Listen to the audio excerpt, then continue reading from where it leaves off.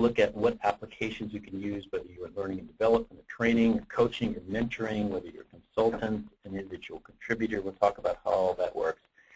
And then finally, this leadership and management doesn't occur in a vacuum. There are times when to emphasize leadership behavior is more appropriate than management behavior and vice versa. And we'll talk about exactly what that context is and how that works. And then we'll go over a quick summary and have some Q&A here. So that's kind of the big overview for today. So if we go into the next slide here, and I'm just going to kind of walk through this quickly again. We've actually gone over some of this. The main objectives for today is we're going to learn the differences between leading and managing, and that's what I was referring to as conscious competence. The second thing is that we're going to look at step-by-step ways that you can develop these, because unlike, going back to one of the earlier polling questions already, leaders born or made, is that you can, and it's been shown empirically that you can develop leadership abilities.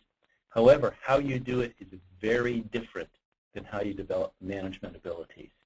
And the trick is identifying what those differences are, identifying the assignments, and then we're going to tackle some of the questions, because some of the things you need to do in your organization may not be ready to do. And we'll talk about what some of those are. And then to turn that around, there are some things in terms of developing leadership that your organizations may be doing already and may have been doing for quite a long time. So we'll figure out what those are.